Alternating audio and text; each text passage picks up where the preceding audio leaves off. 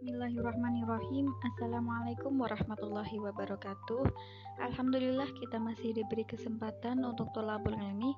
Semoga kita semua selalu dalam keadaan sehat dan semangat. Baik anak-anakku, materi yang akan kita pelajari hari ini yaitu mengenai riba. Nah, apa sih yang dimaksud dengan riba? Riba adalah kelebihan atau tambahan pembayaran dalam hutang piutang atau jual beli.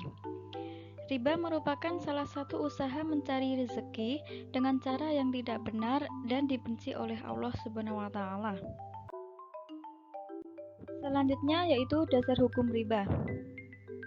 Riba dalam syariat Islam secara tegas dinyatakan haram karena dapat menimbulkan dampak negatif dan dapat menimbulkan permusuhan antar dua pihak yang melakukan transaksi. Selanjutnya jenis-jenis riba. Yang pertama adalah riba fadli, yaitu tukar-menukar dua buah barang yang sejenis tetapi tidak sama ukurannya. Misalnya teman ibu menukarkan uang kepada ibu 10.000, tetapi ibu mengembalikan dengan pecahan 1.000 rupiah, namun hanya ada 18 lembar. Jadi jumlahnya kan cuma 18.000 nih. Nah, ini merupakan contoh riba fadli karena barangnya sejenis tetapi ukurannya tidak sama. Yang kedua yaitu riba qardi. Kelebihan tertentu yang disyaratkan terhadap yang berhutang. Misalnya kalian meminjam uang kepada ibu 10.000, namun ibu mensyaratkan kepada kalian untuk mengembalikan 15.000. Nah, kelebihan ini dinamakan riba qardi. Yang ketiga yaitu ribayat. Jual beli atau pertukaran yang disertai penundaan serah terima barang dan pembayaran bisa kontan dan kredit atau cicilan dengan harga yang berbeda. Misalnya, kalian ingin membeli mobil.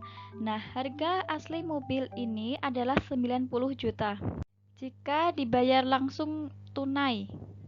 Tetapi, jika kalian membelinya dengan cara dicicil, maka jumlahnya menjadi 95 juta. Nah, kelebihan ini dinamakan dengan ribayat karena jumlah harganya berbeda dengan harga yang asli. Yang keempat yaitu riba nasiah. Tukar-menukar dua barang yang sejenis maupun tidak sejenis dan pembayarannya disyaratkan lebih oleh penjual dengan cara dilambatkan. Nah, misalnya kalian dengan teman kalian ingin saling tukar-menukarkan emas. Nah, di sini kalian sudah memberikan emasnya kepada teman kalian. Nah, tetapi teman kalian menyerahkan emas itu sebulan lagi. Maka hal ini termasuk riba nasiah karena harga emas bisa saja berubah sewaktu-waktu. Selanjutnya yaitu mengenai bunga bank. Nah, terkait dengan hukum bunga bank, hal itu dianggap sebagai masalah ijtihadiyah karena tidak ada nas baik dari Al-Quran maupun hadis yang menjelaskannya. Maka dari itu, hukum bunga bank dibagi menjadi 3, yakni yang pertama haram, karena telah menetapkan kelebihan atas pinjaman. Yang kedua, halal, karena bunga bank cukup rasional sebagai biaya pengelolaan bank. Yang ketiga, yaitu syubhat, yaitu belum jelas halal atau haramnya. Selanjutnya, cara menghindari riba dalam jual beli. Yang pertama, jika menjual sesuatu yang sejenis, maka harus serupa timbangan dan banyaknya. Yang kedua, harus tunai. Yang ketiga, ijab kabul sebelum meninggalkan majelis. Selanjutnya, jika menjual sesuatu yang berbeda jenisnya, maka yang pertama harus tunai. Yang kedua, ijab kabul sebelum meninggalkan majelis atau tempat terjadinya transaksi. Selanjutnya yaitu cara menghindari riba dalam kehidupan sosial. Yang pertama, membiasakan hidup sederhana. Yang kedua, bekerjalah dengan sungguh-sungguh. Yang ketiga, menghindari kebiasaan berhutang. Jika terpaksa, hutang jangan berhutang kepada rentenir. Yang keempat, jika ingin berbisnis dan membutuhkan modal, bisa bekerja sama dengan bank yang dikelola berdasarkan syariat Islam atau bisa disebut dengan bank syariah. Nah, yang terakhir yaitu hikmah diharamkan riba. Yang pertama, memberantas penindasan sesama manusia.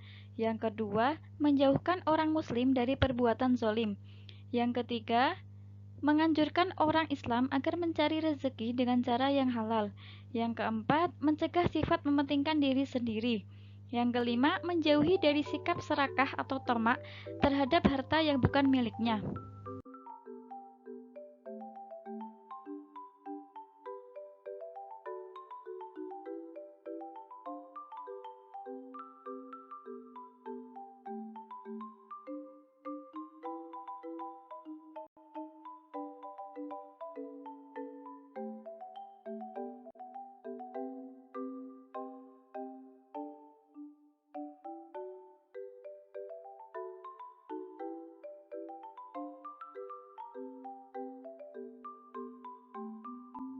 Alhamdulillahirrabbilalamin, materi hari ini sudah selesai. Jangan lupa latihan soalnya dikerjakan ya. Kita akhiri pembelajaran hari ini dengan doa kafaratul majlis. Subhanakallahumma wa bihamdika asyhadu an la ilaha illa anta astaghfiruka wa atubu ilaik.